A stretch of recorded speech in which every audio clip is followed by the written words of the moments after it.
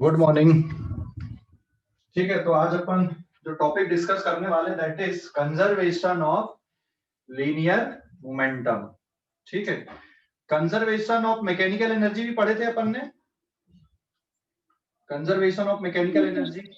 Yes sir. Mechanical energy कब conserve होती है? मैकेनिकल एनर्जी कब कंजर्व होती है? जब किसी बॉडी पे या सिस्टम पे सिर्फ कौन सा फोर्स वर्क करे? कंजर्वेटिव। हाँ, सिर्फ कंजर्वेटिव फोर्स वर्क करे तब उस सिस्टम की या बॉडी की मैकेनिकल एनर्जी कंजर्व होती है। तो ऐसे ही कुछ यहाँ पे है। तो कंजर्वेशन ऑफ लीनियर मोमेंटम में देखते हैं कि भाई क्या कंडीशन होती है, और इसको पढ़ने के लिए हमें internal forces and external forces के बारे में थोड़ा सा जानना जरूरी है। ये नए फोर्सेस नहीं है। हाँ, ये कोई नए फोर्सेस नहीं, अपन नए फोर्सेस नहीं पढ़ रहे हैं यहाँ पे। इंटरनल और एक्सटर्नल फोर्स किसको बोलोगे वो हम अब यहाँ पे डिस्कस करने वाले हैं। So now this is first point, internal forces and external forces. Internal and external forces किनको बोलेंगे, है ना? तो जो फोर्सेस हमने पढ़े हुए वही फोर्सेस हैं, बट किसको इंटरनल ट्रीट करोगे, किसको एक्सटर्नल ट्रीट करोगे, ये अब हमको देखना है। तो मैं एक डायग्राम से इसको ले रहा हूं यहाँ पे कि किस कौन कौन से फोर्सेस को आप इंटरनल ट्रीट करोगे, कौन से फोर्सेस को आप एक्सटर्नल फोर्स ट्रीट करोगे, क्योंकि इससे फिर हम कंजर्वेशन ऑफ लीनियर मोमेंटम जो प्रिंसिपल है उसको एक्सप्लेन करेंगे। ठीक है, तो देखो अभी यहाँ पे एक सिंपल सा मैंने एक सिस्टम ले लिया। ये एक स्मूथ सरफेस है और इस स्मूथ सरफेस पे यहाँ पे मैंने ये एक स्प्रिंग लिया हूं मैंने यहाँ पे, और now this spring is in compressed state. ये स्प्रिंग अभी कंप्रेस्ड स्टेट पे है और ये दो बॉक्स यहाँ पे हैं। ठीक है, एक है M1 और एक है यहाँ पे M2। So this is M1 and this box is M2, and ये जो सरफेस है नीचे का, this surface is smooth surface. ये पूरा ओवरऑल आपका स्मूथ सरफेस है यहाँ पे।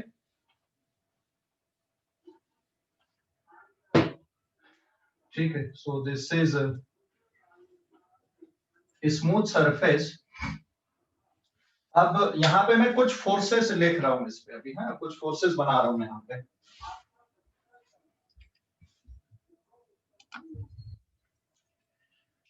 एक फोर्स ये ले लिया मैंने यहाँ पे, this is the applied force. ये इस पे अप्लाइड फोर्स हो गया, this is the applied force. हाँ, ये एक अप्लाइड फोर्स हो गया। अब बाकी जो फोर्सेस हैं उनको हम लिखते हैं यहाँ पे, और कौन कौन से फोर्सेस इस पे लग रहे हैं। देखो ये बन गया बेटा normal reaction on one bye ground. फिर ये आ गया M1G। M1G मतलब फोर्स ऑन वन बाय अर्थ, और इसी का जो रिएक्शन पेयर है वो यहाँ पे आएगा अर्थ के सेंटर पे, this is force on earth by one. और फिर क्योंकि ये स्प्रिंग को कंप्रेस किया हुआ है आपने, ना यहां से यहां तक spring, this is L not minus x, मतलब स्प्रिंग में कंप्रेशन है। तो कंप्रेशन है तो स्प्रिंग इसको बाहर की तरफ धकेलेगी। So this is force on one by spring, और ये स्प्रिंग को बाहर धकेलेगा, force on spring by one. ऐसे ही यहाँ पे ये बन गया M2G। फिर इसका जो रिएक्शन फोर्स आएगा अर्थ पे, this is force on two by earth, and this is force on earth by two. अच्छा, नॉर्मल का रिएक्शन फोर्स भी यहाँ पे ड्रॉ करना पड़ेगा, this is normal on ground by one. यहाँ पे ये बन गया normal on two by ground, और इसी का reaction force normal on ground by two. Spring force, spring इसको इधर धकेलेगी, this is force on two by spring, और ये स्प्रिंग को अंदर की तरफ धकेलेगा, that is force on spring by two. तो ये फोर्सेस यहाँ पे मैंने मेंशन किया है या लिखा हुआ है। ठीक है, और कोई फोर्स तो नहीं छूटा। देखो अप्लाइड फोर्स सिर्फ मैंने M1 पे लिखा हुआ है, और बाकी के जो फोर्सेस हैं वो देखो कोई छूटे तो नहीं है, कोई छूटे तो नहीं है उसमें, है ना। बाकी सारे फोर्सेस लिख दिए अपन ने। हेलो, है ना सारे फोर्स। कौन सा वाला बेटा?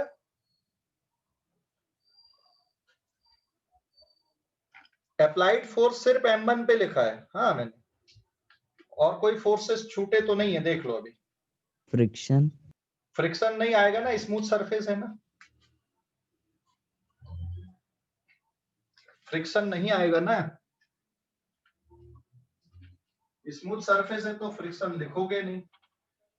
ये आपका नॉर्मल भी हमने लिख दिया है यहाँ पे, है ना। तो अब यहाँ पे इंटरनल कौन से और एक्सटर्नल कौन से हैं ये आपको डिसाइड करना है, और फिर M2G this is force on 2 by earth, ठीक है। ये आपको डिसाइड करना है इसमें कि इंटरनल कौन से हैं और एक्सटर्नल फोर्सेस कौन कौन से आ रहे हैं इस पे।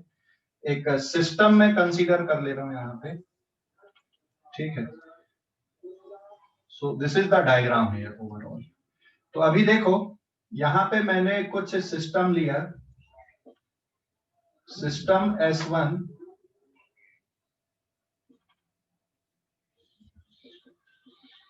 सिस्टम S2,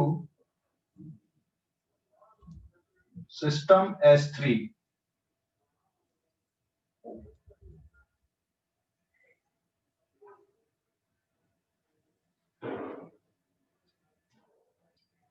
आपको ये डिसाइड करना है इनमें कि कौन से इंटरनल फोर्सेस हैं और कौन से एक्सटर्नल फोर्सेस हैं इन सिस्टम पे।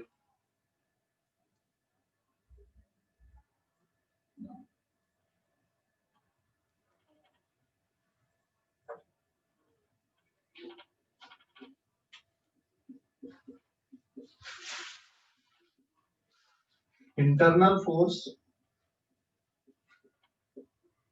External force.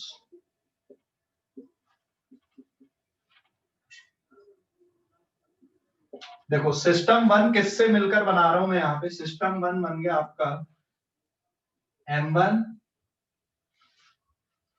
स्प्रिंग और M2 से।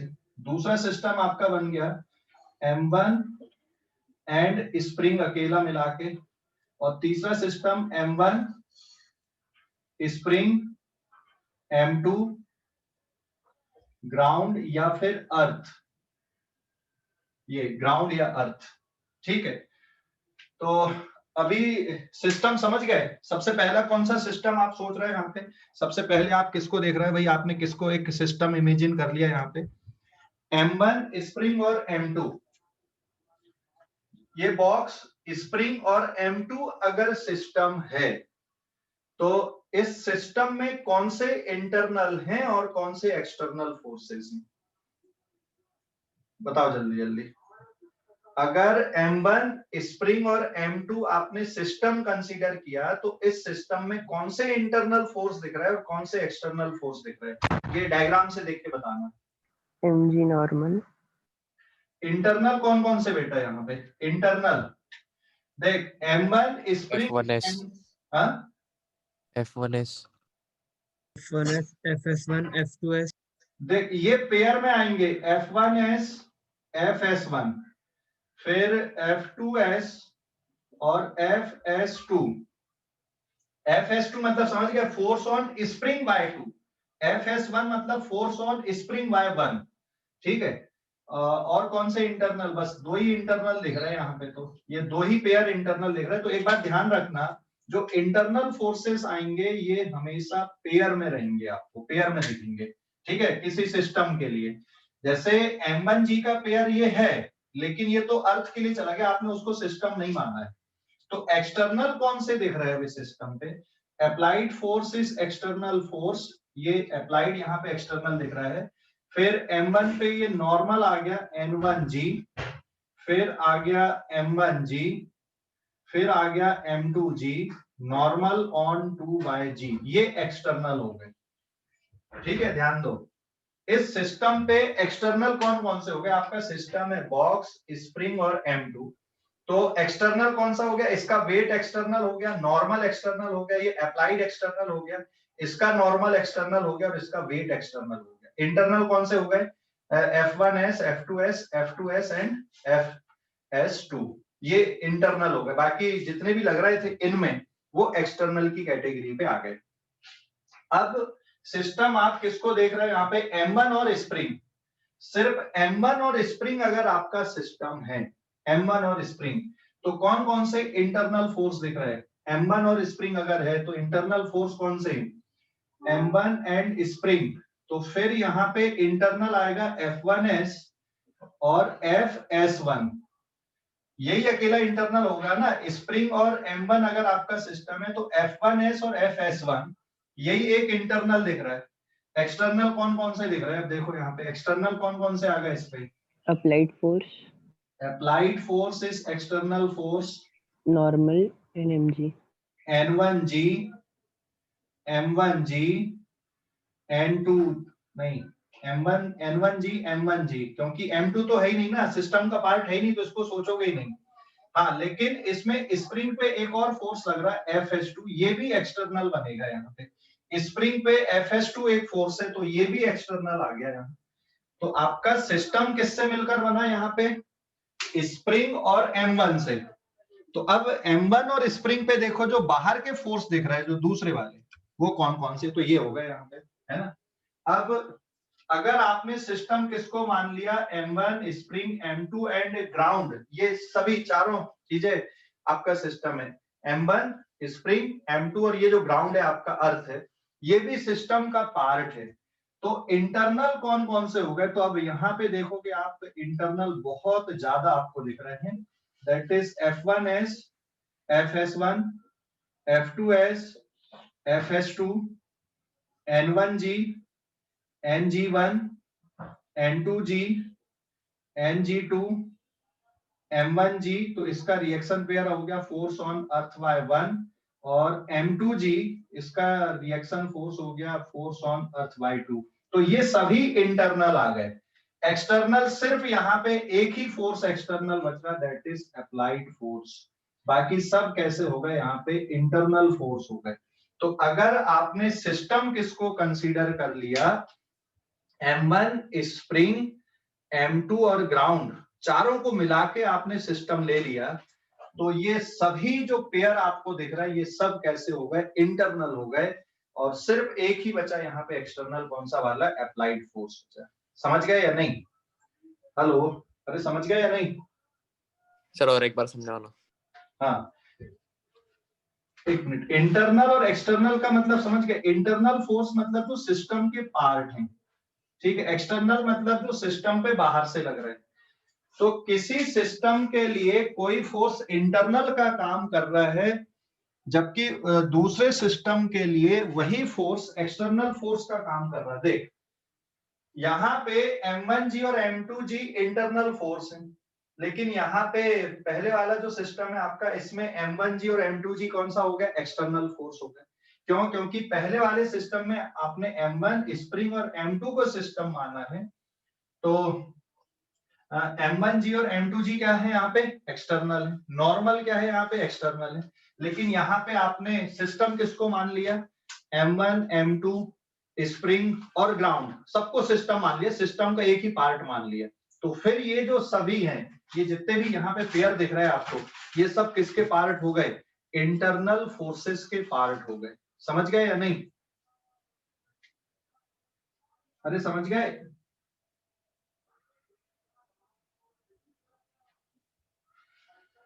समझ गए या नहीं? Yes sir. डायग्राम देखो अभी पूरा। अच्छा, अगर मैं M1 बॉडी ले लूं, M1 में कौन सा एक्सटर्नल फोर्स है, कौन सा इंटरनल है? M1 पे, यहाँ पे सिर्फ मैंने M1 लिखा, M2 पे बताओ, और स्प्रिंग अकेले पे बताओ, कौन से इंटरनल है और कौन से एक्सटर्नल फोर्सेस हैं।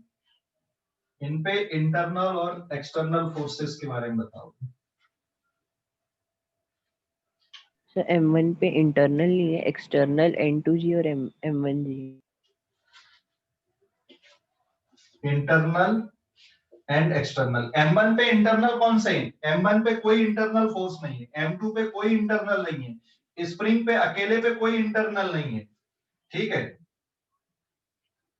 तो यहाँ पे एक्सटर्नल कौन कौन से हो गए इस पे? एक हो गया अप्लाइड Applied फोर्स, force. एक हो गया N1G, फिर आ गया आपका M1G नॉर्म, और फिर हो गया F1S, ठीक है, F1S।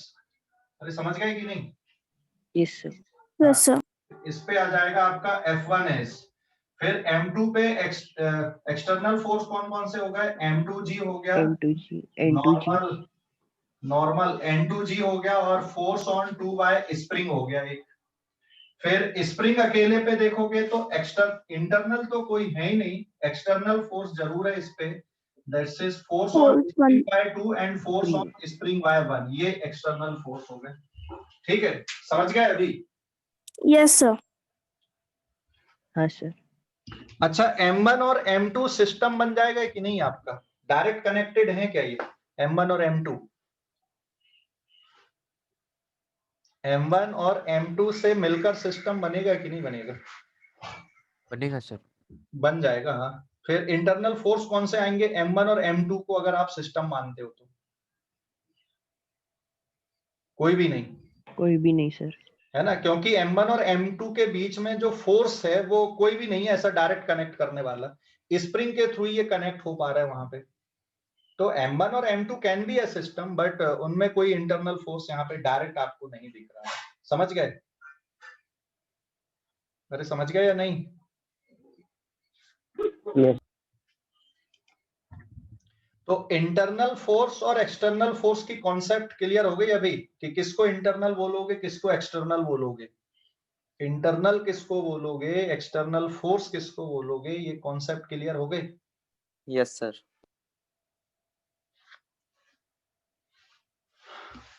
तो देखो, कोई फोर्स किसी सिस्टम के लिए इंटरनल का पार्ट है, जबकि वही फोर्स किसी दूसरे सिस्टम के लिए क्या बन जाते हैं? एक्सटर्नल फोर्स बन जाते हैं। तो ये बात ध्यान रखना, किसी सिस्टम के लिए कोई फोर्स इंटरनल है, जबकि किसी दूसरे सिस्टम के लिए वही फोर्स एक्सटर्नल का काम कर देते हैं। जैसे M1G और M2G कौन से सिस्टम के लिए इंटरनल है? जब आपका सिस्टम M1 स्प्रिंग, M2 और ग्राउंड अगर सिस्टम का पार्ट हो गए तो वेट और नॉर्मल भी इंटरनल फोर्स बन गए।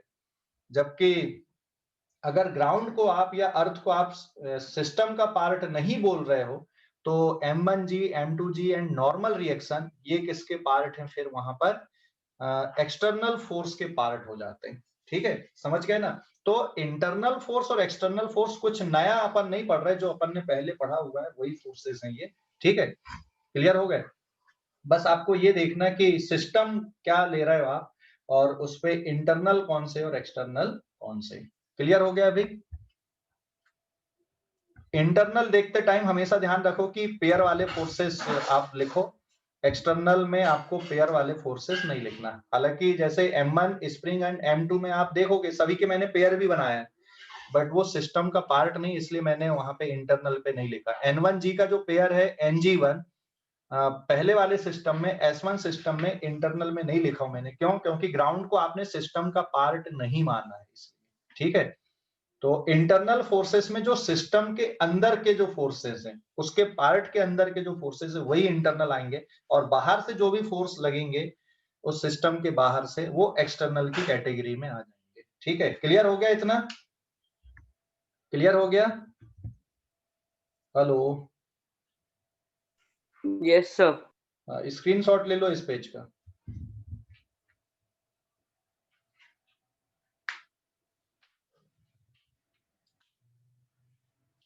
स्क्रीनशॉट ले लो इस पेज का। Done sir. Sir.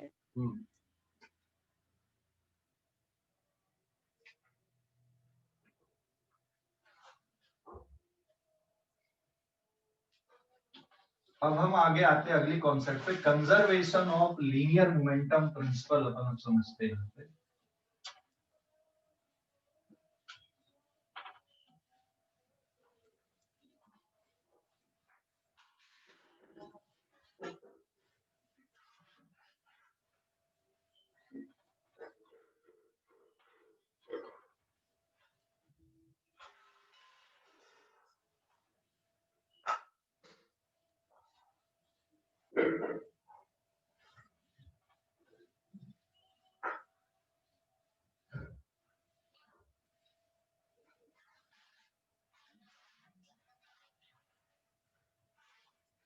Now this is page number 2.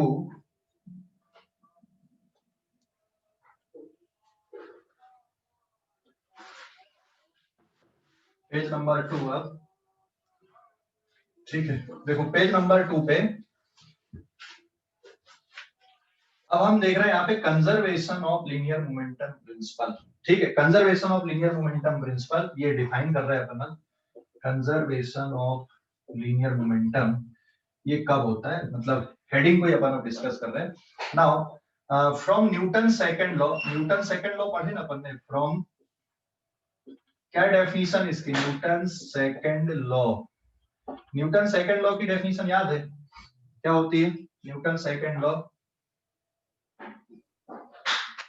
Some of all external forces on body और सिस्टम, ऑन बॉडी, अगर आप बॉडी ले रहे हो तो पूरे तरफ बॉडी लोगे, या फिर आप सिस्टम अगर ले रहे हो तो फिर सभी जगह पे आप सिस्टम लोगे। ठीक है, is equals to delta P change in momentum divided by delta T of body या फिर सिस्टम। देखो अगर बॉडी ले रहे हैं तो इधर भी बॉडी, और अगर यहाँ सिस्टम ले रहे हैं लेफ्ट साइड में तो इधर भी क्या लेना, आपको सिस्टम लेना है। ठीक है, तो ये ध्यान रखना, मैंने साथ में लिख दिया। बॉडी मतलब एक सिंगल ऑब्जेक्ट हो गया, सिस्टम मतलब जिसमें एक से ज्यादा ऑब्जेक्ट इन्वॉल्व हो गए। तो सिस्टम क्या है, बॉडी क्या है, ये अपन ने इसके पहले वाले पेज पे देखा था। M1 अकेला अपन ने देखे थे, वो एक बॉडी है। M2 अकेला एक बॉडी है। स्प्रिंग अकेला एक बॉडी है। अर्थ अकेला एक बॉडी है। M1 एंड स्प्रिंग सिस्टम हो गया। M1 स्प्रिंग एंड M2 ये एक सिस्टम हो गया। M1 spring M2 and ground ये भी एक सिस्टम हो गया। तो या तो बॉडी के लिए लिखोगे या सिस्टम के लिए लिखोगे। तो net external force on body और on system is equals to delta P upon delta T of body और सिस्टम। डेल्टा पी मतलब समझ गए ना, ये पी क्या है यहाँ पे, what is P here? P is linear momentum. यही है ना Newton second law, net external force act on body और in a system is equals to rate of change of linear momentum. यही है ना न्यूटन सेकंड लॉ, है ना? तो यही है न्यूटन सेकंड लॉ हमारा। तो अब अगर मैं नेट एक्सटर्नल फोर्स को जीरो कर दूं तो क्या होगा, बताओ जल्दी से। अगर मैं नेट एक्सटर्नल फोर्स को जीरो कर दूं तो क्या होगा? नेट एक्सटर्नल फोर्स को अगर मैं जीरो कर दूं तो क्या होगा? मोमेंटम कांस्टेंट हो जाएगा। If net external force on body और on a system, net external force on body और ऑन अ सिस्टम, तो इसका मतलब क्या है यहाँ पे? सबसे पहले तो इसका मतलब अपन समझ लें। समेशन ऑफ एफ एक्सटर्नल मतलब this is vector sum of all external forces, ये इसका मतलब है। It is equals to zero, F लिखा हूं मैंने यहाँ पे। ठीक है, तो अगर ये कंडीशन है बेटा तो then delta P of body या फिर सिस्टम किसके इक्वल आ जाएगा? यहाँ पे जीरो के इक्वल आएगा। ठीक है ना, बॉडी का या फिर सिस्टम का। तो अगर ये delta P is equals to zero है, इसका मतलब क्या हुआ कि जो फाइनल मोमेंटम है माइनस इनिशियल मोमेंटम ये जीरो आएगा।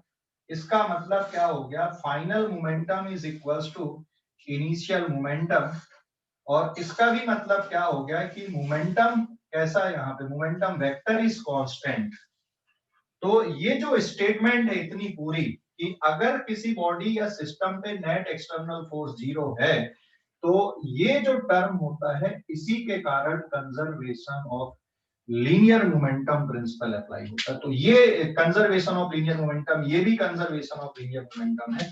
तो अगर नेट एक्सटर्नल फोर्स जीरो है then linear momentum of body और सिस्टम इज कंजर्व्ड। तो क्यों कंजर्व हुआ, ये इसका प्रूफ हो गया यहाँ पे। तो अगर नेट एक्सटर्नल फोर्स जीरो है तो बॉडी या फिर सिस्टम का जो लीनियर मोमेंटम होता है वो कंजर्व होता है। यहाँ पे एलएम का मतलब लीनियर मोमेंटम है ना। तो ये conservation of linear momentum principle. समझ गए कंजर्वेशन ऑफ लीनियर मोमेंटम? तो लीनियर मोमेंटम कब कंजर्व होगा, क्लियर हो गया अभी कि नहीं? हेलो, लीनियर मोमेंटम कब कंजर्व होगा, समझ गए या नहीं? Hello, Yes, sir. कब कंजर्व होगा Sir. Linear momentum? जब किसी बॉडी पे या सिस्टम पे नेट एक्सटर्नल फोर्स जीरो है तो उसका मोमेंटम कांस्टेंट रहेगा। इसी को आप कंजर्वेशन ऑफ लीनियर मोमेंटम बोल रहे हो, ठीक है। और कंजर्वेशन ऑफ मैकेनिकल एनर्जी में क्या होता था? अगर किसी सिस्टम पे या बॉडी पे सिर्फ कौन वर्क करे, कौन से फोर्सेस वर्क करें? Conservative force. हाँ, तो conservation of mechanical energy principal लगाना है। अगर किसी सिस्टम पे या बॉडी पे नेट एक्सटर्नल फोर्स जीरो है, सम ऑफ ऑल एक्सटर्नल फोर्सेस, मतलब वेक्टर सम करना है, स्केलर सम नहीं, vector sum of all external forces is zero, तो फिर इस बॉडी या सिस्टम का जो लीनियर मोमेंटम होता है वो कंजर्व होता है, मतलब कांस्टेंट होता है, मतलब फाइनल मोमेंटम इक्वल्स टू क्या होता है, इनिशियल मोमेंटम या मोमेंटम में चेंज जीरो होता है। यही है पूरा conservation of linear momentum principle. तो ये बहुत इंपॉर्टेंट प्रिंसिपल है, ध्यान रखना, कंजर्वेशन ऑफ लीनियर मोमेंटम आगे भी बहुत यूज में आएगा। और एक और प्रिंसिपल हम आगे पढ़ेंगे आने वाले चैप्टर में, कंजर्वेशन ऑफ एंगुलर मोमेंटम। तो आप ये समझ लो जो पूरी फिजिक्स है ना इसी के आसपास घूम रही है आपकी।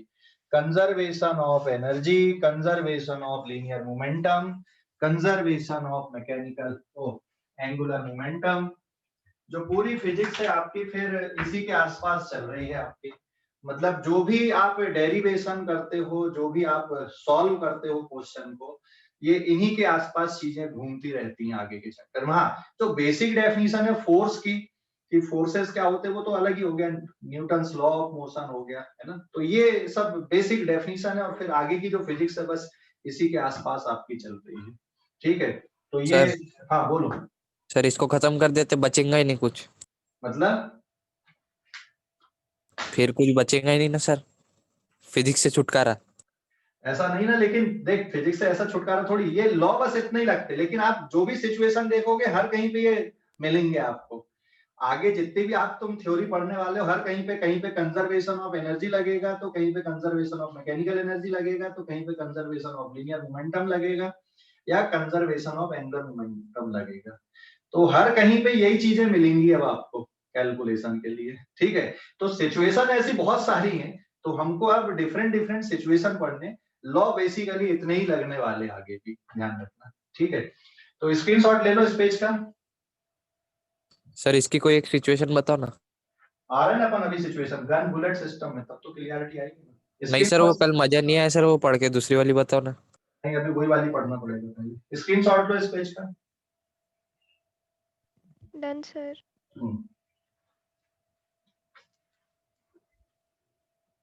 नहीं हुआ सर, एक हाँ ले जल्दी ले भाई ले।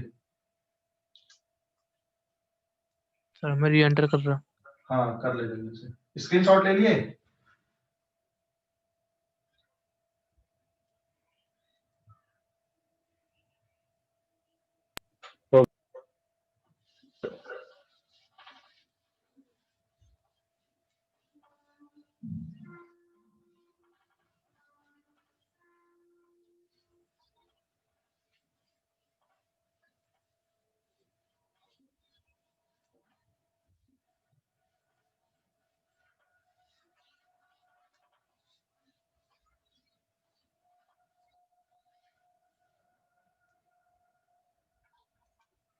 Now this is page number 3.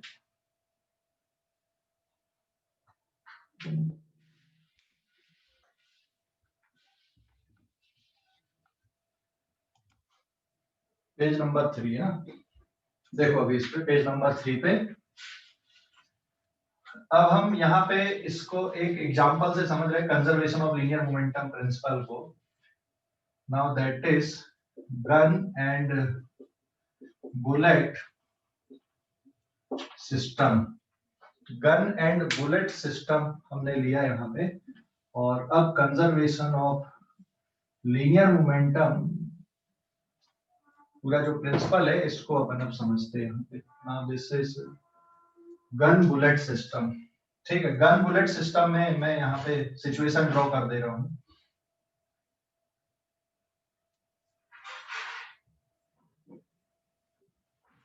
Suppose this is the gun and this is the bullet, ठीक है, ये जस्ट बिफोर फायरिंग, फिर यहाँ पे सिचुएशन आएगी ड्यूरिंग फायरिंग,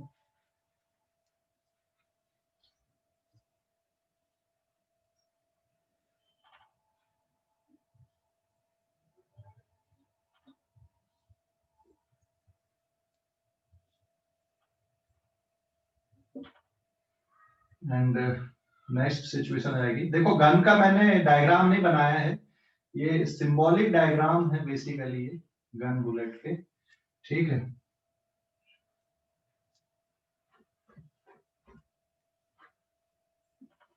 तो ये जो कंडीशन है, this is just before firing, JBF, ये हो गया यहाँ पे आपका ड्यूरिंग फायरिंग, BF, और ये कंडीशन है जस्ट आफ्टर फायरिंग, JAF, ठीक है। तो just before firing, during firing and just after firing. तो गन एंड बुलेट सिस्टम, मतलब गन और बुलेट दोनों से मिलकर ये सिस्टम बना यहाँ पे। सो this is the gun and this is the bullet here. Gun का मास कैपिटल M ले लो, बुलेट का मास आप स्मॉल m ले लो, ठीक है। तो ये जो पूरा पार्ट है इसका, this is the system basically, ये सिस्टम है। और आप जो डिस्कशन कर रहे हैं यहाँ पे, ये just before firing and during firing and just after firing को लेके आप पूरा जो डिस्कशन है यहाँ पे कंजर्वेशन ऑफ लीनियर मोमेंटम का, उसके लिए हम कर रहे हैं, ठीक है। तो अभी देखो ड्यूरिंग फायरिंग में जो फोर्सेस यहाँ पे लगेंगे, इस पे पीछे की तरफ फोर्स आएगा, force on gun by bullet, और बुलेट पे सामने की तरफ फोर्स आएगा, force on bullet by gun. तो गन और बुलेट दोनों एक दूसरे पे फोर्स लगाते हैं ड्यूरिंग फायरिंग, ठीक है। एंड इसके बाद आपको फिर पता ही है कि क्या होता है। इसके बाद जस्ट आफ्टर फायरिंग जो बुलेट होती है, it is move with velocity small v, and gun पीछे की तरफ रिकॉइल होती with velocity capital V। This is gun and this is bullet, ठीक है। और एंगल कितने डिग्री का बनता है यहाँ पे? 180 डिग्री का एंगल बनता है, मतलब बुलेट आगे जाती है और गन पीछे की तरफ रिकॉइल होती है, ठीक है। यही होता है ना ऐसा प्रैक्टिकली, समझ गए कि नहीं? अरे समझ गए, यही होता है ना प्रैक्टिकली। एंड अभी ये जो सिस्टम है यहाँ पे, ये पूरा सिस्टम अभी आपका रेस्ट पे है, मतलब गन और बुलेट दोनों रेस्ट पे हैं। जस्ट आफ्टर फायरिंग ये पीछे रिकॉइल होती है और ये आगे जाती है। सो दिस इज द सिचुएशन जो होता है। अब इसमें गन एंड बुलेट सिस्टम में ये बताओ, एक्सटर्नल फोर्स लग रहे हैं तो कौन से वाले लग रहे हैं? तो फिर हम यहाँ पे conservation of linear momentum principal use कर पाएंगे कि नहीं कर पाएंगे? एक्सटर्नल फोर्स है या नहीं इस पे? एक्सटर्नल फोर्स है। कौन कौन से है?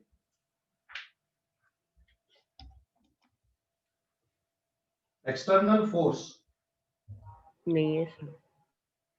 चलो ग्रेविटी के इफेक्ट को नेग्लेक्ट कर दो, यहाँ पे neglect the effect of gravity. Sir system पूरा है क्या? हाँ सिस्टम पूरा ही है ना, गन और बुलेट से मिलकर सिस्टम बना, मतलब ये पूरी प्रोसेस सिस्टम का पार्ट है, ठीक है। Neglect the effect of gravity.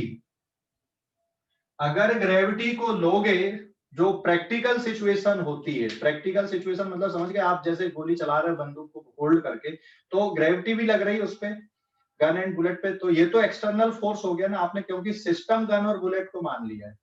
तो ग्रेविटेशनल फोर्स इज द कौन सा फोर्स हो गया आपका यहाँ पे? Gravitational force is the external force. फिर आपने उसको होल्ड किया हुआ है तो नॉर्मल भी लगेगा, वो भी एक्सटर्नल का पार्ट हो गया। लेकिन यहाँ पे आप ये बोल सकते हो भाई ग्रेविटी और नॉर्मल एक दूसरे को कैंसिल कर दिए, ठीक है। आप ऐसे भी गोली चलाओ या फिर ऐसे चलाओ, क्या फर्क पड़ता है? तो इसलिए मैंने यहाँ पे क्या कर दिया है कि neglect the effect of gravity, और जो ट्रिगर दबाने में जो फोर्स हम लगाते हैं उंगली से, बहुत हल्का सा फोर्स लगाते हैं, बहुत ज्यादा फोर्स नहीं लगाते यहाँ पे, ठीक है। जो ट्रिगर दबाने में जो फोर्स आ रहा है उसकी वैल्यू बहुत कम है, नेग्लिजिबल है। और ये जो फोर्सेस यहाँ पे, force on gun by bullet and force on bullet by gun, ये वैल्यू बहुत ज्यादा होती है जो बहुत छोटे टाइम के लिए लगती है। तो ये जो फोर्सेस यहाँ पे दिख रहे हैं आपको, जो इंटरनल फोर्सेस हैं इस पे, ये एक्चुअल में इंपल्सिव फोर्सेस हैं, जिसके कारण अचानक क्या होता है, ब्लास्ट होता है और बुलेट बहुत तेजी से आगे जाती है और गन पीछे रिकॉइल होती है। तो ये जो इंटरनल फोर्सेस है ना, ये इंपल्सिव फोर्सेस, इसलिए मैंने क्या लिखा यहाँ पे, just before firing, during firing and just after firing लिखा। तो neglect the effect of gravity, क्यों हम यहाँ पे ग्रेविटी के इफेक्ट को नेग्लेक्ट कर दे रहे हैं, क्योंकि वो इंपल्सिव फोर्स नहीं है, कांस्टेंट लग रहा ना, ग्रेविटेशनल फोर्स यहाँ भी लग रहा है, यहाँ भी लग रहा है, यहाँ भी लग रहा है। एक जो फोर्स आया एग्जिस्टेंस में अलग से, वो कौन सा वाला आया है, FGB एंड FBG, ये अलग से आया, just before and just after के बीच वाली सिचुएशन पे आया है।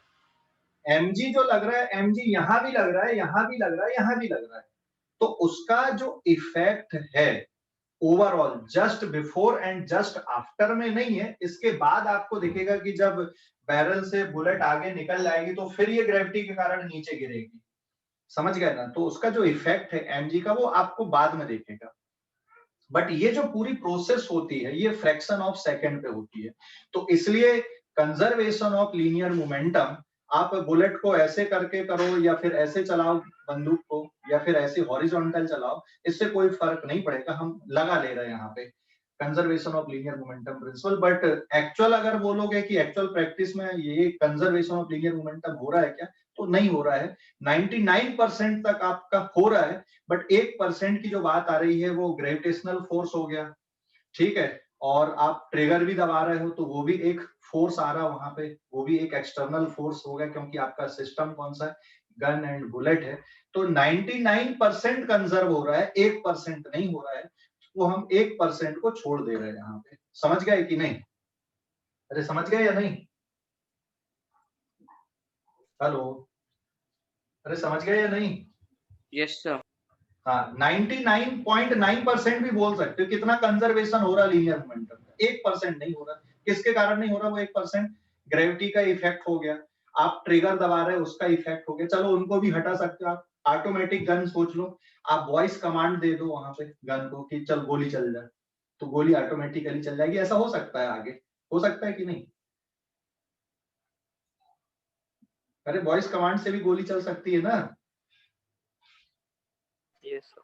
हाँ, तो आगे फ्यूचर में ऐसा हो सकता है। तो ट्रिगर दबाने वाली बात चलो अपन आसानी से बोल सकते हैं कि हाँ इसको भी अपन हटा दें, ठीक है। लेकिन ग्रेविटी का इफेक्ट, आप स्पेस में भी गोली चला सकते हो, जरूरी नहीं कि वहां पे ग्रेविटेशनल फोर्स हो, आप स्पेस पे भी गोली चला सकते हो। जैसे रॉकेट में होता है, रॉकेट प्रोपल्सन में आप स्पेस पे चलेगा, वहां पे तो ग्रेविटी है नहीं ना, तो फिर वो कैसे मूव करता है, ठीक है।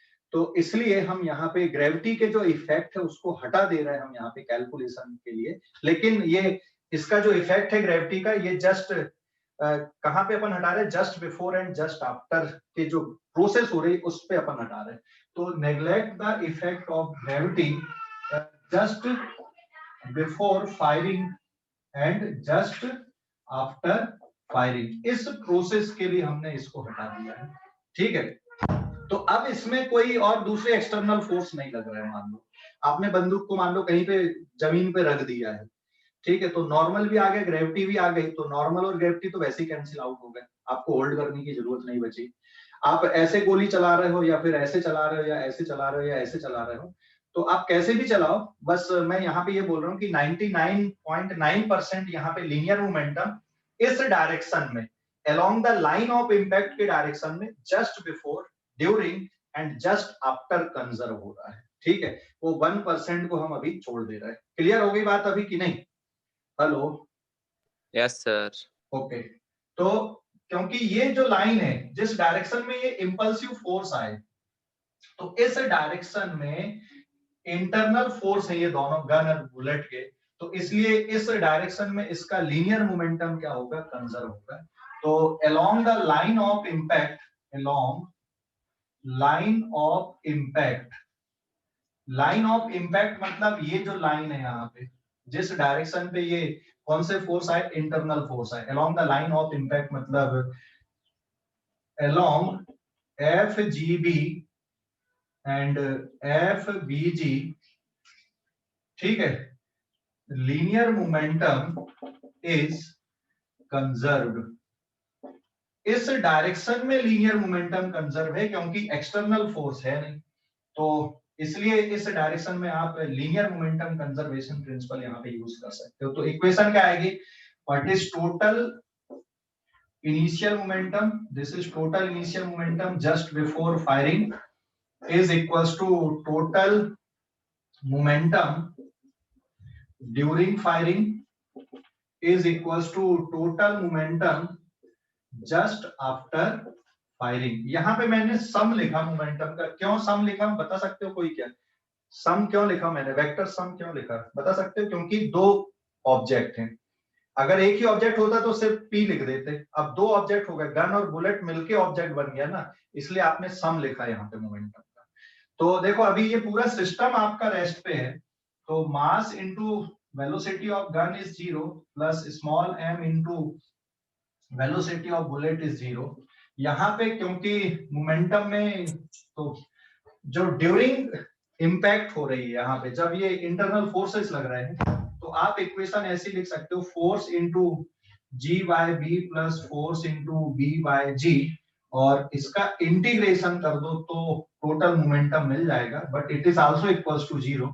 एंड यहाँ पे क्या आ जाएगा फिर आपका mass into velocity plus small m into small v. So this is mass of gun, velocity of gun, mass of bullet, velocity of bullet. आप ऐसा लिख सकते हो इसको। तो लेफ्ट हैंड साइड कितना हो गया आपका, पूरा ओवरऑल आपका 0 हो गया। So this is the final momentum of gun and this is final momentum of bullet, है ना। तो ये just before and just after firing के लिए लिखे हमने, बाकी आगे के लिए हमने इस कंडीशन को नहीं लिखा है। क्लियर हो गया इतना, कोई डाउट अभी इस पे, क्लियर हो गया या डाउट है? हेलो, अरे भाई क्लियर हो गया, डाउट है?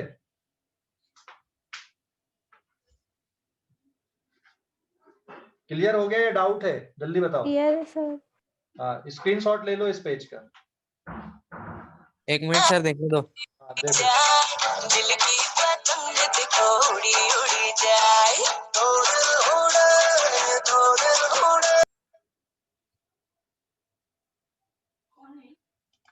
पता नहीं कौन।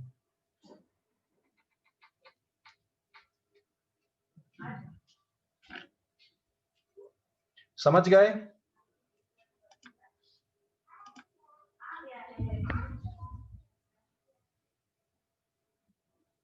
Hello hello sir.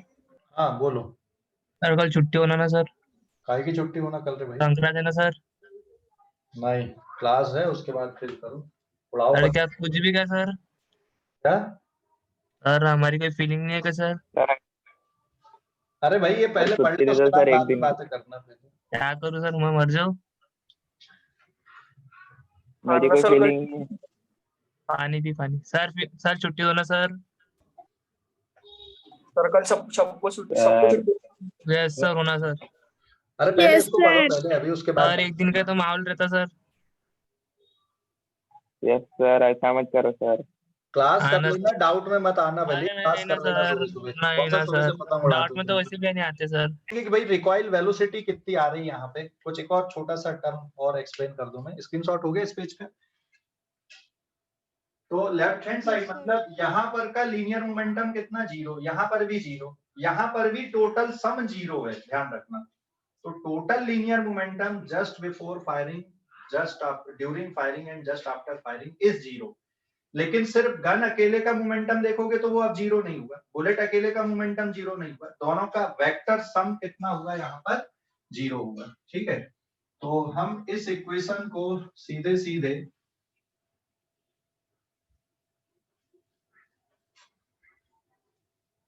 तो ये just before firing, during firing और यहाँ पर कि हम अगले पेज पे आ गए हम, पेज नंबर 4 पे। तो अब आप देख सकते हो यहाँ पे सीधे सीधे इसका बेटा इनिशियल मोमेंटम कितना हो गया गन का 0 and initial momentum of bullet, फिर यहाँ पे ड्यूरिंग फायरिंग और final momentum of bullet plus final momentum of gun, है ना, ये ऐसे ही लिखोगे ना आप। ठीक है, तो ये टर्म हो गया आपका 0, 0 प्लस 0, ये भी हो गया 0, this is final momentum of gun plus final momentum of bullet. तो इक्वेशन क्या बन गई यहाँ पे, final momentum of gun is equal to minus of final momentum of bullet, क्योंकि इसका जो सम है वो 0 है, तो बेसिकली ये है वेक्टर फॉर्म में यहाँ पे।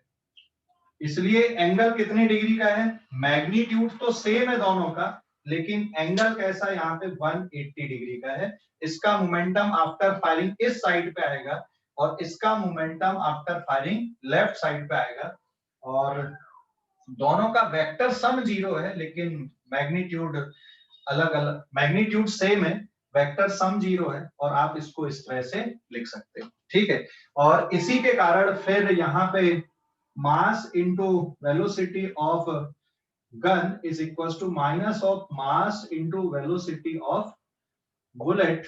तो ये जो इक्वेशन आई है, इस इक्वेशन को आप क्या लिख सकते हो, recoil velocity of gun will be equal to minus of m into upon capital M into small v।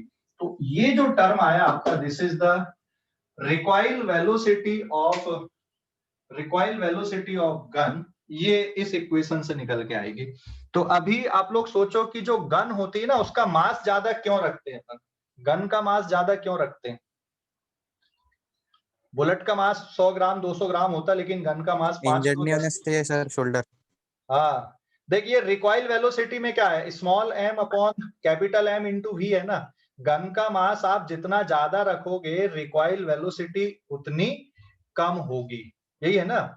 Gun का मास आप जितना ज्यादा रखोगे, रिकॉइल वेलोसिटी ऑफ गन उतनी कम होगी, इसलिए गन को भारी रखते हैं। ठीक है, अब ये बताओ टोटल इनिशियल काइनेटिक एनर्जी कितनी दिख रही है यहाँ पे, total initial kinetic energy, total initial kinetic energy कितनी है, 0 क्योंकि रेस्ट पे है। और टोटल फाइनल काइनेटिक एनर्जी 0 है क्या, नहीं ना, इसकी भी काइनेटिक एनर्जी आ गई ना भाई, ये कैसे 0 हो गया, half of m v square plus half of small m small v square, capital V भी 0 नहीं है, स्मॉल v भी 0 नहीं है, स्क्वायर कर दिए तो माइनस की तो बात ही खत्म हो गई। तो जो टोटल फाइनल काइनेटिक एनर्जी है ये 0 नहीं है, लेकिन टोटल इनिशियल काइनेटिक एनर्जी 0 है ना। Total initial kinetic energy 0, total final kinetic energy 0 नहीं है। कहां से आ गई ये एनर्जी, इसमें ये जो काइनेटिक एनर्जी आ गई, ये कहां से आ गई है, initially kinetic internal energy force, क्या, इंटरनल फोर्सेस के कारण। हाँ, इंटरनल फोर्सेस के कारण ये काइनेटिक एनर्जी आ गई। इंटरनल फोर्सेस, अब एनर्जी को एनर्जी से इक्वेट करो ना, तो internal potential energy kinetic energy में कन्वर्ट हो गई। तो अब मैं एक टर्म यहां पे बोल रहा हूं कि जो इंटरनल फोर्सेस होते हैं, internal forces can change the potential energy of system, can change the kinetic energy of system, but internal forces does not change the total linear momentum of system। तो इंटरनल फोर्सेस सिस्टम के total linear momentum को change नहीं कर सकते हैं। ठीक है, समझ गए, internal forces does not change the total linear momentum of system but they can change the internal energy of the, they can change the kinetic energy of system, potential energy of system. समझ गए कि नहीं, hello, internal forces से क्या change हो सकती है, kinetic energy या पोटेंशियल एनर्जी, लेकिन दोनों का सम चेंज नहीं होगा। इंटरनल फोर्सेस से इंटरनल एनर्जी चेंज नहीं होगी, वो वही है। ठीक है, लेकिन काइनेटिक एनर्जी चेंज हो गई, पोटेंशियल एनर्जी चेंज हो गई, टोटल एनर्जी तो वही रहेगी, बस एक फॉर्म एनर्जी का दूसरे फॉर्म पे चला गया। यहाँ पे इंटरनल पोटेंशियल एनर्जी जो थी सिस्टम की, वो काइनेटिक में कन्वर्ट हो गई। तो इंटरनल फोर्सेस से टोटल लीनियर मोमेंटम चेंज नहीं होता है, क्या चेंज हो जाती है, काइनेटिक एनर्जी चेंज हो सकती है, पोटेंशियल एनर्जी चेंज हो सकती है। ठीक है, समझ गए इतना स्टेटमेंट को?